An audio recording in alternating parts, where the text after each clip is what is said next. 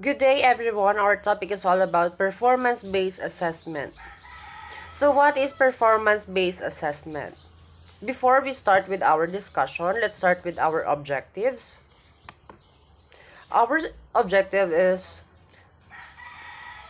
at the end of the lesson, students are able to understand the performance-based assessment and the cone of experience. To identify the advantages and disadvantages of the performance-based assessment. So what is performance-based assessment? Performance-based assessment is a set of strategies for the acquisition and application of knowledge, skills, and work habits through the performance tasks that are meaningful and engaging to students. So, performance-based assessments is not just an assessment. It is aligned in real world challenges. As educators, we must prepare our students for the life outside the school. Multiple choice and essay are not usually tasks required for this career. So, the requirements for this career is more focused on the performance. This type of assessment provides the teachers information about how how a child understands applies knowledge. Also, teachers can integrate performance-based assessment into the instructional process to provide additional learning experience for the students. So, what is the benefits of this performance? Benefits of this performance-based assessment is well documented. However, some teachers are hesitant to implement them in their classroom. Commonly, this is because teachers they don't know or they don't have enough how to fairly assess students' assessments or performance. Another reason for that reluctant is using performance-based assessment may be previous experience with them that when the execution was unsuccessful or the results were inclusive. The purpose of this digest is to outline the basic steps that you can take to plan or execute the effective performance-based assessment. In this simplest term, performance-based assessment is one of which requires students to demonstrate that they have mastered specific skills and competencies by performing or producing something. This assessment provides teachers with information about how students understand and applies knowledge. So, performance-based assessment can be difficult for students. Be sure to offer true feedback and be there as an educator to facilitate learning during the activity offer students and offer students guidance through these meaningful tests because performance-based assessment inherently have cognitive rigor. This type of learning requires a higher order of thinking skills and learning tests are beyond rote memorization and performance learning. Provide students of freedom they need to think independently and also performance-based assessment is not just on written works. It's all about how the students apply the knowledge and how they execute this as a demonstration or activity in a classroom. Good afternoon, everyone.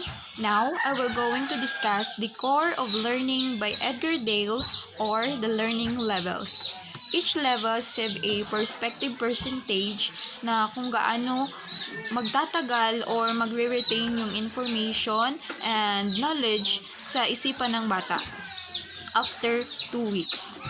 The first level that I will going to discuss is the reading level, which is the lower level of learning.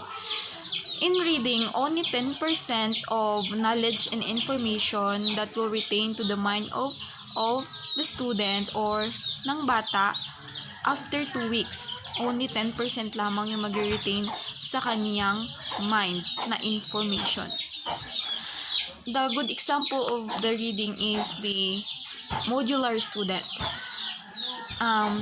As a online learner, I have advantages among to the modular students because in online classes we have a instructional materials or instructional softwares na ginagamit na which makes enable for me to get more information na makukuha sa internet or social media platforms. Next level is in hearing words. In hearing words, only 20% of knowledge and information na ma-retain sa mind ng bata or ng student after 2 weeks. Example for this is hearing a music or napakinggan niya yung mga information sa gilid-gilid, mga information na naririnig lamang sa palibot. Only 20% lamang ang nakukuha. Example is nagde-discuss ang teacher. Habang nakikinig ang bata, only 20% lamang na information and knowledge na mag-retain sa mind ng bata na magmumula sa teacher. Next is the third level of learning level is seeing. In seeing, only 30% of information and knowledge na ma-retain sa mind ng bata after 2 weeks. Example for this in seeing is may nakita ang bata na manok tapos in the past days maalala ng bata nung nakarang araw may nakita akong manok. May nakita akong pusa, ganun. Yung mga information na yon, pagkatapos ng 2 weeks ay makakalimutan na ng bata and only 30% lamang ang magre-retain sa knowledge niya and the less 70% ay mawawala na. Next level is seeing and hearing. In seeing and hearing, only 50% of knowledge and information na ma-retain sa mind ng bata. Example for this is watching a movie, looking at an exhibit, and watching a demonstration. When in this example, watching a movie, only 50% na knowledge and information ang makukuha nila doon sa pagpanood nila ng movie na mariretain sa mind ng bata. But then, this information will give a big help for the students or these strategies na pagbibigay ng mga watching, mga objectives na enable to students to use their hearing, their sense of hearing and sense of seeing. Will give a big help for them in learning or retaining a knowledge in their mind. Next level of next level of learning rather is in saying. In saying, only 70% of knowledge and information will retain to the mind of the student or ng bata. Example for this is participating in a discussion, giving a talk in a whole class, or giving a discussion about a topic that they discuss inside the class. Only 70% lamang yung nakukuha ng bata na ma-retain na knowledge and information sa kanilang isipan. Next level is the higher level of learning level is the saying and doing. Saying and doing, 90% of information na ma-retain na maa-absorb at ma-retain sa mind ng bata ang saying and doing. Example for this is simulating the real experience, doing the real thing. Example for this, may nakita ang bata, si tito niya may ginahimo. So, ang bata, nanilag ang bata, nag-observe ang bata. After 2 weeks, those information na nalaman niya sa itong ginagawa ng kanyang tiyo will retain to his mind, and after 2 weeks magagamit niya iyon. Those information na nakuha niya or na-gathered niya ay magagamit niya sa paggawa ng bagay. Kung ano yung nakita niya sa tiyo niya, sa tito niya, yun din yung maa-apply niya in her or his life or experience. Next example is doing the real thing. Yun na po ang sinabi ko kanina, doing a real thing. Yung in this level, those are the students that more applicable in learning by doing. They are capable to understand or to participate or to gain knowledge by learning by doing. On this part, let's start with a simple activity. So let me read the instruction first and the question. Answer the following if it is individual project, group project, or portfolio. Number 1. A complex of individual working together on a complex problem. Number 2. It is a type of project that you can alone done within and any time. Number 3. It is a systematic, purposeful, and meaningful collection of individuals' work designed to document learning over time. Let's start with individual or group projects. Projects have long been used in education to assess student understanding of a subject or a particular topic. So, when we say project, it can be done individual or group work. What is individual work? So, individual work is when a student work and learn with its own pace and do not depend on others. So, when we say individual, of course, it done by one person only. Hindi na kailangan ng ibang tao pa, kundi yung sarili mo lang. And the advantages of do a work alone is, of course, if it your success, it is your motivation. You're happy dahil naging successful yung output mo. And of course, your own understanding and thoughts would be emphasized. And last, you don't have to wait for others. It is because you hold your time and when and what are your chosen topic to a certain output. And what are the disadvantages of being alone in doing a task? Of course, you are listened to communicate to other people or other co-students. You don't have to share your ideas and opinions. And also, if your weaknesses is in public speaking, you are pursue and napipilitan ka talagang mag-present.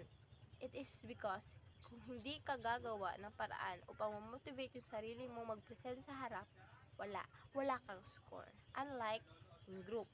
And when we say in group, students can encourage teamwork and collaboration, both of which incredibly important skills that student will need long after they graduate. And when we do a group work, we have what we call teamwork. In doing a task, if it is group work, everyone should move, everyone should act.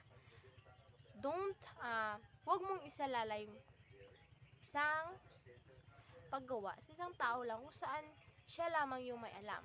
Kundi, maging mapanuri rin tayo, maging manaliksik din tayo, at magbigay tayo ng sariling opinyon. Malay natin, makakatulong yun upang mas maging maganda at mapalawak pa ang output ng isang grupo. So, next is the portfolio. Portfolio are systematic, purposeful, and meaningful collection of individual works designed to document learning over time. So, ito yan, yung individual work, which is lahat ng nalelearn mo from the top of the lesson until the last. Yun i-compile mo. Gameplay during a tournament is also considered as students performing. Rubrics for a gameplay can be written so that the students are evaluated on all three learning domains, which is the psychomotor, cognitive, and affective. So what is psychomotor? Refers to a wide range of actions involving physical movement related to conscious cognitive processing. So we all know that psychomotor, it's all involved are physical skills and it includes movement. For one of the examples of psychomotor activities is that playing volleyball and badminton and other kinds of sports. So how to assess in psychomotor?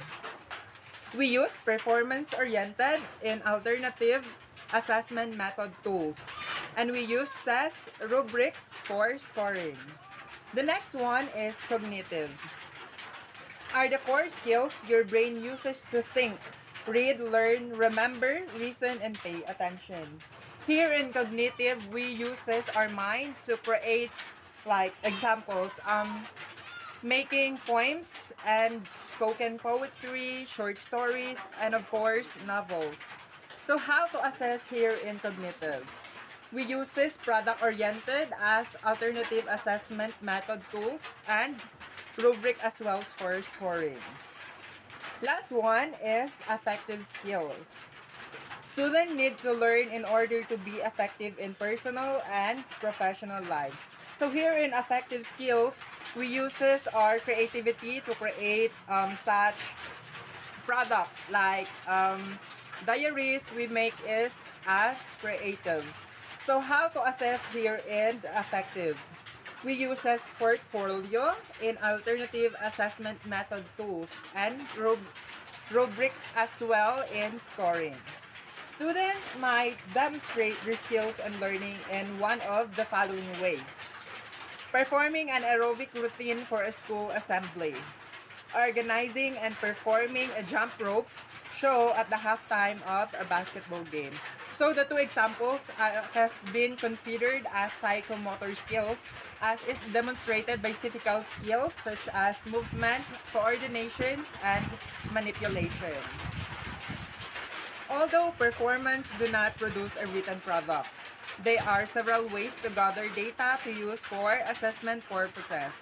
So minsan, kapag nagpa-perform tayo like basketballs or volleyballs, hindi natin magagawa ng scoring dahil gameplay. So, we make it, nagkakaroon tayo ng mga written products like, magkakaroon tayo ng assessment na magsusulat ng mga rules on playing volleyball, ways on playing basketball, mga ganon.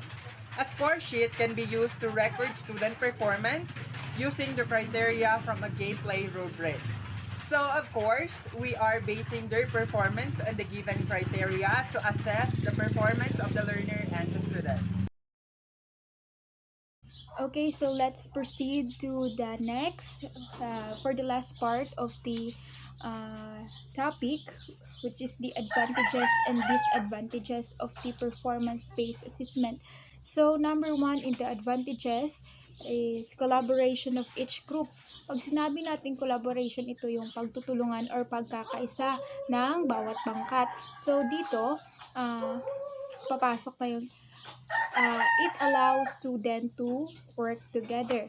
Number two, learner-centered. So, you all know that in teaching, learner-centered is a approach that learner is at the center of learning, which means that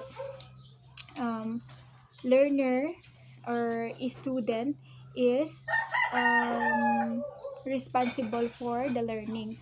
And number three domains are very useful in this type of assessment. So, very useful daw itong performance-based assessment sa yung 3 domains natin. Ano ba yung 3 domains? Affective, cognitive, and psychomotor. And next is the knowledge will retain in the memory of the student. So, sanabi dito na it will retain in our memory, just like yung natakag natin, yung tinakag ni Miss Bonares sa cone of learning na about sa ma-remember ng student. And number 5, it can promote student creativity. Next, using a student-centered design, it can promote student motivation. Ito naman, it can build a motivation to a student.